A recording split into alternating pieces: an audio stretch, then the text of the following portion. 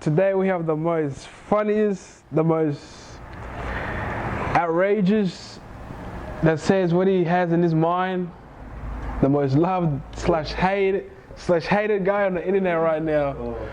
Big Kash, what's going on, bro? Oh, not much, bro. He's just came to show some love to the DME too. Yes, sir. Yeah. So, what did you get up to today, or?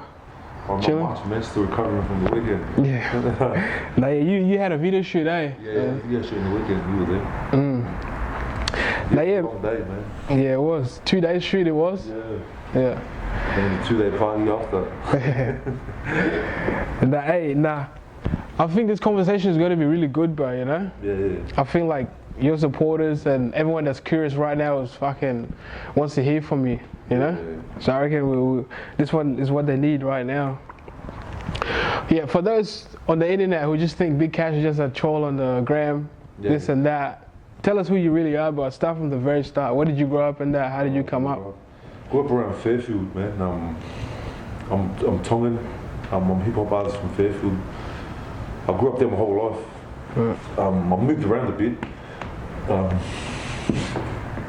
I started getting in trouble at a young age and we had to move around because I had to move schools and that. Yeah. What was it like growing up in Fairfield back in the day? Was it wild? Man, there was islands around, but not many.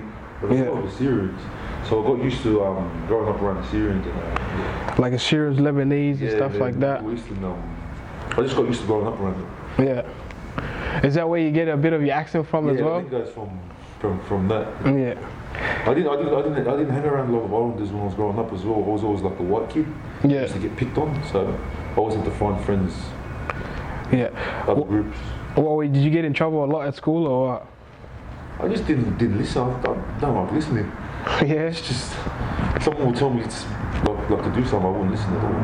And I've always been, I don't know how you say it, I've always been a prick. I've always said what's on my mind. Yeah, you've always been an outstanding character. Yeah. You walk in the room and there's a dick on your head, and when I tell you there's a dick on your head, you know what I mean? Everyone else is going to stay quiet. Yeah. What activities were taking place back then? Was it like a lot of street violence, this and that back then when you were young? What did you grow up seeing? I just grew up to a lot of violence in the household, man. Yeah. There was kids around and there were gangs and that around, but I wasn't really influenced by any of that gang stuff when I was young, you know what I mean? Like I love the hip hop culture and that. I love watching gangster movies and that, but I was never influenced. I was never like sort of. Never. Like I didn't want to be a part of it. I just like watching. Yeah. But then my father was very strict. He was a pastor, you know what I mean? Right. Pastor of a church, and he used to beat the shit out of him. Man, he was very violent. I had a very violent upbringing. And just to get back at him, I just ended up running amok, you know. What age did you really take that seriously and be like, fuck, I had enough of this, I'm becoming my own man now, defending myself? What about scared of my old man all the way to that age, man. Like the beatings were bad, like violent towards me and my mother. That's why you see a lot of my attitude is, that don't give a fuck. It's sort of something, like with me and my siblings and that, they're totally different. They're like, it's like he's not even related. It's just with me, I'm a different type of person because the way he treated me growing up, you know. Right. Do you think that the beatings from your father led you to the street? Yeah, like 100%. Hey, violence is a common thing within the island community, man. Like we come, like we're naturally not violent people, the ones in the islands and that. Right. I don't know where we picked up those ways from, man. But do you think everything just starts within the household? Yeah, it starts within the household, and then because violence with my father, I always wanted his approval, yeah. Right. I couldn't fight. He'd never give it to me, even till today. Like he's never ever looked at me and told me, I love you, this, that, blah, blah, blah. And I've always tried to find approval through other people. And right. Do you feel like I turned to the street with all that shit, you know? Right. Do you feel like you had to go out of your way when you were younger and ever since I was young. Right. You know what I mean? I feel like I've always got to prove myself when I walk into the room. I always have to be the loudest. You know what I mean? Right. Because there's always that little piece of insecurity that my dad put in my. I see. Yeah, because so I'm very loud, but at the same time I'm very. There's part of me that. Like conscious of what's happening and stuff like that. Yeah. What age did you really full time became like a street guy? Probably 20. 20. Yeah. Like you just full blown. Yeah, just involved with all the bikie gangs, all that shit. Yeah. What was that like joining that life? Oh, it was good, man. It has its good and bad moments. I'll take that back. It's not good at all for the kids watching. It's fucking fucked up. That's the only choice I had, and I just wanted to make money, man, and just run amok. It's part of the rules for you to get a bike. You know what I mean? When you jump on, but I was like, nah. Yeah. I don't want a bike. Just give me one of these and let me go. Right. Nah, don't put that. Nah, it feels like it's your truth, but you know what I mean? You're telling. When I was young and stupid, but yeah. So I went through 2 clubs. I'm not going to say the clubs. I don't want to. Yeah. Nah. Easy. Bring up any old dramas. I went through 2 clubs, and both clubs I didn't have a bike. So yeah. You felt you brought your character like I don't care. I didn't join the ride. Like I don't care where you guys say I'm coming here as Big Cash. Like fuck where you can't think. I don't want to bike. That type of attitude, you know. Oh, not really. I got along with a lot of the boys. They were just like, well, are you gonna think? And I was like, bro, I didn't join for that purpose. Like, use right. Just give me what I need. 1, 2, 3. You know? Right. But I'm not part of that lifestyle anymore. That's like. Hey, so for Raptor and Talon watching this, I'm not a bikie anymore, That's what I'm talking about this. Right. I felt like it's your pathway, you know what I mean? People need to hear where you came from and stuff like that. Explain to them, like, bro, what is it like really being a gangster in that street life? I could imagine how intense it would have been. Yeah. You know? For some kid out there that thinks it's interesting, it's cool, you know what I mean? Bro, it's not cool at all, man. There's nothing cool about making your mother proud, man. And you can't sleep at night, bro. Like, at the end of the day, you do all this wild shit, but when you're at home and all the lights are off, and you know what I mean, all the shit you've done to people, when you're paranoid, can't sleep, you're taking Valium, Xannies, you drink heavily. Well, fucking, it's a shit way to live life, man. Yeah. You can make money out of it, but you can only make money out of it if you're somebody, you know what I mean? Right. Most of these young Islander kids that join, they don't know what they're getting themselves into, they don't know how to make money, they just use this muscle. Right. You know what I mean? Because we're big people, you know? But these kids don't see that. The smart ones, they get it, they join, make their money, and leave. And they're still making their money. But the other ones, they just see that and think, oh yeah, I want to jump on, I'm going to get what he's got. But they don't know what he had to do to get that money, you know? Right. Do you feel like them joining is just another way of escaping whatever they're going through? Or yeah, 100%. Yeah, 100%. 100%. Some people do it for that reason, and some just do it to follow the crowd, you know? Just to follow the crowd. The ones that do it to follow the crowd are always the ones that end up fucking up bad, and they get themselves into situations they can't get out of. Right. That's when they start snitching, and then they start they go to jail, they go to the boneyard, because they weren't prepared for it. They were just doing it to get the Range Rover that old mate around the corner has. Right. Just to build that image up, be a tough guy type of thing. Yeah. Now, yeah, bro. Explain, like, you don't have to, but like the most funnest thing in that life, if there's any, just something you went through that you thought it was like mad, you know? Situation you ever been in that lifestyle? Oh, the most funnest? The parties, bro. Yeah? Yeah, the parties are crazy, bro. The clubhouse parties, shit. I feel like it comes with a bit of, you know? Yeah, it's like, bro, being a bikie, it's like you're famous amongst the women, bro. Right. They're attracted to that glamour and the glitz. Instagram models know you. You walk into the fucking clubhouse, there's like 30 boys and there's like 70 girls, bro, and they all know your name, you know what I mean? Yeah. No, yeah, I guess so. But hey, It's very enticing. It's a very enticing life, bro. Right. Something you wouldn't recommend to these? No way. But I'm blessed to have done what I've done in the street and made it out to be able to do music. And I'm the only one from this lifestyle that's been blessed with talent to do music. Right. You know what I mean? So none of these there's other guys that they want to tell their story, but they don't have a way to do it. Right. What age did you get into music? Did you get into music while you were active in that life or after? No, way before I was younger, man. My parents used to be in bands and shit. It was always in their blood and that. And I just always loved hip hop. You know what I mean? When my father started, because when I was young, my father was a very violent man, you know? Yeah. And hip hop was always my escape. Right. You felt like just putting on them headphones and just... Yeah, bro, I'm covered purple. Beating the fuck out of me. I'm like in year what? Year 3, 4. And he's beating me like a man, like a grown. He's beating me like I'm a grown man, spitting on me. I'm covered in purple. He's whipping me with wires. Right. My mum will go to stop it, then he'll beat her, and then I'll get up, start crying after he's finished. After he's done, I run into the room, get my little cassette player, because we had cassette players back then with these big ass headphones. Yeah. Plug it in, play Puck, and just listen to Tupac, and I just always used to rap to his lyrics and that. Yeah. And then before you know it, I recorded my first rap on those Macintosh computers back in the day. Yeah. They record for like 30 seconds. And I just record and I'm just swearing at my dad. And I'm doing rap songs, this is to my dad. And then the music thing just sort of stuck. As I got older, I started watching a lot of hip hop things, and then just probably from 15, 16. Do you feel like you doing the music thing, like you kind of found a better path to take rather than leaving the streets behind and taking this journey because it's more safer for you? Yeah. Oh. Not safer, but just like... The music, I was supposed to do this a long time ago, man, but it's like I took it, put it this way, when I started a normal little bad kind of just running amok, I wasn't in the street yet, Yeah. I was doing music and then talking about all this shit I wasn't doing for real. I was talking about shooting, this, that. Right. When you start like that. And then I kept rebelling against my dad. We had big issues, and I just got angry, and I was like, yeah, fuck this. So then I turned to the street, But it all ended up working out at the end. Because everything I talk about now, I actually done it, you know. So it sort of happened by accident, but... What was the music scene like back then when you joined up or when you first got into it? What was it like? Who was around back then? Or no one. I was dominated by the New Zealand artists. Dawn Rage, Savage, all that. Yeah.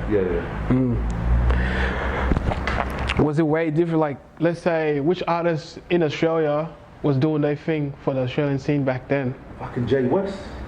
You remember Jay West? No, bro. Jay West, Selwyn. That was all who was around, man. That was signed on major labels as well. I think Sony or... Right. There was totally no one, man. So everything that I recorded and dropped, it just went over everyone's head, man. Do you feel like that's how you develop your accent, because you don't really have a Aussie accent? You go like an Americanized. Yeah. It's just what I've always listened to, man. Right. Don't get me wrong. The Australian for the boys that do the Australian rap, like Spaniard and that, and the Antarctica, that's like reality rap what they do. But this drill stuff, I'm not really a fan, you know. I'm not really a fan. So I've never changed my accent for that reason, just because you want to get famous in Australia and get 1 million views. That's not money, that's just views, you know. Right. What's your take on it now? Like, let's say with the new generation to the last, like with the drill, like you're saying, you know. What's your take on drill currently, like as a music scene that's going on in Australia?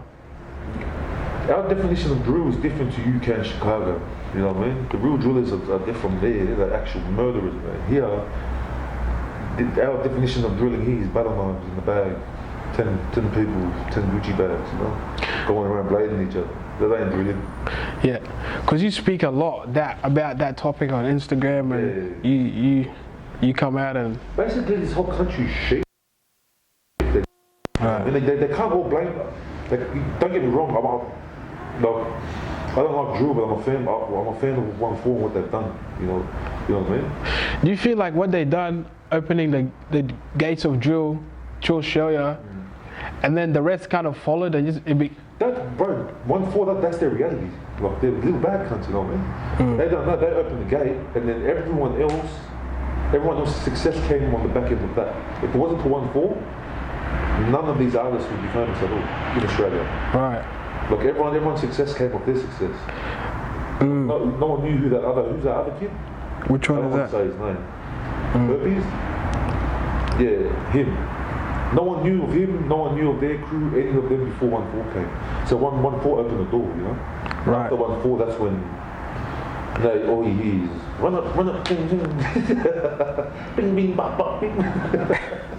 That's what you hear now. Right. I swear. Because I feel like it became a thing as soon as, I don't know, 1-4 dropped their first song. I think it was The Message, you know? Yeah, we done an interview. That was a bad track, man. Yeah, when we done an interview with them, you know, we done a little quick interview, and they were just saying like what got them into drill. They're like, oh, we're inspired by Harlem Spartans and stuff like that. You know what I mean? Bad, And then soon after that, everyone just is there's drill. nothing wrong with that, you know what I mean? It's the same thing with me, why you use the accent. Because I listen to a lot of American music, that's all I've been listening to since I was a kid. It's like them when they said Howard Spartans. There you go. It's the same thing. If I can't use the American accent, then don't use the UK drill and their whole slang. You know what I mean? Right. Like, I've been out here doing this. It's a hard thing to do in the American accent. No one in this country can pull it off the way I pull it off. You just can't do it, it's hard. Fair enough. Drill simplifies the art of hip hop, so it's easy to do when it's drill, you know what I mean? Right. Like you know there's no intellect behind the fuck. Pull up in the journey. What pisses My missus can rap better than that, right? What pisses you off most? Is it the lyrics that they promote? Because you speak out a lot about the lyrics that these people rap. Most of them, they don't do what they say, right? That's what I mean, they're shit. They just never stabbed the person or seen a gun in their life. Right. None of my men been got talking about pulling up at houses and shooting. Do you think it's the content that it promotes to the youth, right? That's what pisses me off the most. Because your message is like, yo, I've been in the streets, you know what I mean? This is not what you want to preach to the kids that they don't know what this life is. Don't get me wrong, if it's your reality, speak about your reality and what you've been through, but don't go there promoting to the kids saying that you're not a this or that if you haven't shot this person or done this or done that. There's nothing cool about that. Only a grunk would go and do that. You know what I mean? There's nothing cool about being in the street life. Like, it's stupid. Can't sleep, always watching your back, no matter what. Right. It's just... Because you're strong, like, you speak out a lot about that. Especially with the incident that occurred in Melbourne, you know? Yeah, see what I mean? There you go. It comes all from that. Not really the drill music, these lying cunts. It's the lying cunts that spread false messages behind them. And drill's just we all, don't get me wrong, I blame drill as well. But these other cunts that lie. They do drill music, but they lie. It's not really their stories, it's all full of shit. Right. Because a person that really does it, they don't really say, oh, you ain't this if you ain't done that. You know? They just kind of speak about their reality and leave it at that. You know? A lot of my music that's coming up, I talk about a lot of my life, and it's different to a lot of my old stuff. I talk about my life, my experiences, and everything that I made it out of, and things that I'm dealing with until this current day. You know what I mean? Past dramas that have followed me from my old life. You know? Right. Right now, in this current moment, where's your mental state at within the street life? You feel like you left that behind completely? Yeah, man. I just want to do my music. Before my mother passed away, I promised her I was going to do my music. Right. She's been pushing me since I was 16 to do it, but I kept getting myself into situations that were just stupid. I'd be angry at my dad, I want to do this, I want to do that, and I turned to the street. We shot one of my other videos, and then I stopped doing that, went back to the street again, and then shot the arrival video, then fucked that off again. In and out, court cases, in and out of jail. Like, there's always been some issue with me, you know? Because the first time we actually heard of Big Kash, like, we have a friend of ours, shows us that arrival video with you in the Rolls Royce and stuff like that, you know? Yeah. But we seen like, yo, who's this? Like, you know what I mean? And then kind of dig deep a bit, and then we're like, all right, then, you know? And then you kind of took a step back within the music game. What made you decide to do that? Like, I stepped back, I was going multiple court cases. I just filed charges, all my money was put into that, man. You know? And mom kept telling me, she used to beg me, because she was sick as well. She used to be like, please just give music, just give it one crack, you've never done that before. Because back in the day I came on TV on X Factor. They asked me to guest perform, I wasn't a contestant, I guest performed on it. And then she told me, she goes, you do something with it, this, that, blah, blah, blah. And it was like a conversation between me and her all the way until she died. And I promised her before she died, I'll just give it one more crack. I'll give it a proper crack. I'll put all my time and money into it. If it works, it works. If it doesn't... Do you feel like you being active in the streets kind of took away the relationship? Because you seem like you have a good relationship with your mother, and you say that on Instagram as well. You like, oh, if one thing that I regret is not spending enough time with her before. Yeah, my mother was my heart, man. Right. Yeah. Okay. What's your take on this area beef that's going on? Like, what would you say with that? It is the most stupidest thing I've ever seen. Right. They should just leave that shit for GTA on PlayStation. What up, CJ? You know what I mean? On some Grove Street shit. Alright. You just need to go play games. That's what you need to do. Area B. You get the fuck out of here. With all these numbers in that, we're not in America, bro. We're in Australia, and these Islander kids stabbing each other as well. Stupid. We're Islanders. We fight. Have a one-on-one. That's it. Finish. Shake hands. Right. That's how it's supposed to be done. 100%. What about? Because you making a comeback within the game, right? I felt like the reason why people gravitated to you the most, or mostly gravitated to you, like you come out saying a lot of truth, or you speak your mind, you know, and then people do their own research, and they kind of agree with you or disagree with you, right? You feel research and the correlates with what I'm saying. Right. I don't lie. I cannot lie. I might take the piss a bit, but there's always some truth behind what I said. Like they say, behind every good joke, there's a bit of truth in it. Right? Okay. That's what you gotta watch out when you're close mates joke. They secretly hate you. What's your issue with we don't want to say the name, but you go a lot. You talk a lot. You know, we don't want to say the name. Yeah.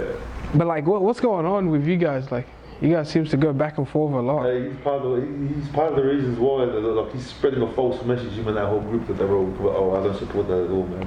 And they lie a lot. He's not authentic, and he knows it deep down in his heart. Right. They're just, you know, you put someone in a position where you make them feel like they have to say something, but really they don't want to. You get what I'm saying? Like, the bloke, he's just trying to show face because everyone on Instagram was watching. But if it was me and him together in a room, it'd be a different story. But it's because everyone's watching and they have to say something back. Because they don't reply, everyone's going, you know the internet is, man. They say, oh, don't reply to the fools. The best thing for a fool is silence, don't reply. But it's very hard to do that in this day and age because social media fucks with your head. You know what I mean? That's the truth. Now, yeah, I felt like we just had to clear that up a bit, cause, you know, or get your side of the story with it. You know what I mean? Yeah. Because like he's one of our supporters, and we support what he does. We support everyone, you know. But I feel like we just have to. That's fine, man. Yeah. Nah, yeah. So what are you working on at the moment? What do you got going on? Your video shoot. What's that song? Video shoot's called Off the Rip. The song name. We're just waiting on him to mix the video, saying it's gonna come out and it'll be ready within a few weeks. Yeah. What are you speaking about in that song? Oh, this is my life experiences. You'll see it as it goes down the line. There will just be different parts of my life. Is this your first song coming back to the music scene? Like a back song. I'm not really. I don't even care if it gets views or not. It's just to show everyone I'm back. The one that's coming after that, that's gonna blow. Do you want to give us a bit about what's that about? Oh, that's just. Or do you have to wait? Oh yeah. There's truth in all my music. It just all I've got to say is the importers will know. The people who import, If you listen to the lyrics, like the real motherfuckers that, you know, making moves here, they'll know exactly what I'm talking about in that song. Which current artists, like, right now in the music game, would you consider working with? Like, would you work with anyone right now in this current state? Right now in this current state? Nah, man. I wouldn't. Because I feel like you and Spaniard will make a good song. Yeah. But then for it to work, I'll have to do the action. You know? Right. Now that you're coming, should these rappers be prepared? They already know I'm coming. That's why everyone's ignoring the fact that I'm coming. Alright. It was just before 50 Cent came out, man. You know how everyone just ignored him? Dropped as much content as they could, and then when they in the club drop, they just fucked the game up. Alright. What do you think you bring to the table to what's currently going on? Authenticity, truth. Because that's being true to oneself, that's it, man. Prove yourself, be 100. If you're going to talk about this, doing shooting that, if it's your reality, you can talk about it. Just don't go promoting it and saying you're a faggot if you haven't shot anyone. You know what I mean? Explain to your supporters what Dollar Rated is. Is that your label? How did that come about? Yeah, Dollar Rated sort of stuck in me since I was 16. When I was 16, I was like, oh, one day I'm going to be a famous ass rapper. And my record label, because I was always fascinated with money, I was always stealing money, I was always robbing petrol stations and shit. I was always fascinated with money. And then me and my brother was sitting there one time and he goes, Dollar. And then we were talking, we used to, with kids, you know, on the porn, how it says R-rated. We were like, no, it says rated, why is it Dollar rated? And as we got older, I formed into the triangle. You know, a lot of Masonic friends. Because you actually got that tatted on your face, right? It's sort of stuck. And then we put the dollar sign in the triangle rated at the bottom. So everything's rated by the amount of money you bring as an artist. So say with the sign. Like that's just like a little secret motto. Big Kash, bro. Before we wrap this up, what would be your final message to this interview, right? Because I bet you like people are really gonna tune to this, right? A message to some kid out there that's about to go get a Gucci hat and a bum bag and a kitchen knife just because of a lyric they heard, right? What would you tell them before they go and do that? Bro, that whole life is full of shit. Don't go following shit, man. Like actually listen to your parents. If I can go back in time, I'll listen to my parents, get educated, stay in school. There's better ways of making money than following that dickhead at the bottom of selling sticks on the corner. Dickheads. Right. What about a final message to this fake artists you call them? Hello, dickhead!